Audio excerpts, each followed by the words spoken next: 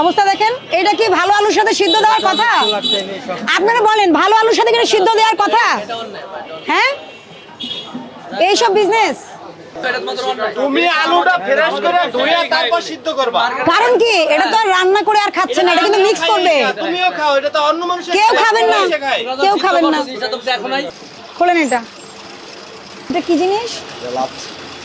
কখন বানাইছেন? কালকে রাত্রে বানানো।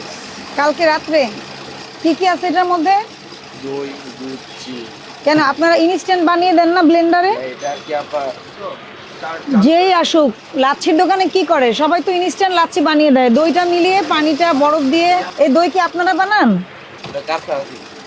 কারখানা?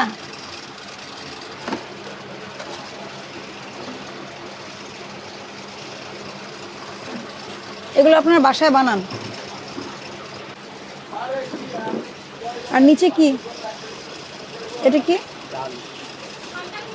আর ওগুলো কি ডিম? বের করেন।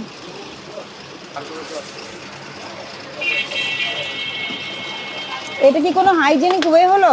আপনি কি এই পলিথিন নিয়ে ডিমটা রাখতে পারেন কিনা একটা কথা বুঝেন। এই ডিমটা সিদ্ধ করে ফেলছেন, তাই না? এটা কিসে দিবেন আপনি? চটপটিতে। এটা তো আর রান্না করা হবে না, আপনি মিলিয়ে দিবেন। আপনি এইভাবে কখনোই রাখতে পারবেন না, এখানে ব্যাকটেরিয়া গ্রো করবে, পলিথিন ইউজ করতে পারবেন না। আপনি বক্সে রাখেন, যে প্লাস্টিকের যে ঢাকনাওয়ালা বক্স আছে ওগুলোতে রাখেন। এটা কি কোনোভাবে পরিষ্কার? এটা কোনো খাবার রাখার ওয়ে না, আপনি এভাবে রাখতে পারবেন না। নিরাপদ খাদ্য আইনে স্পষ্ট করে বলা আছে আপনি কিভাবে খাবার রাখতে পারবেন না পারবেন না। এটা সরান, উঠান। ময়লার বালতি ঢেকে রাখবেন, ডাস্টবিন ঢেকে রাখবেন। এটা কখন বানাইছেন? কালকে রাতে বানাইছেন। উনি বলছে কালকে রাতে, আপনি বলছেন সকালে। গ্যাস সিলিন্ডারটাও এখানে। এগুলো কি?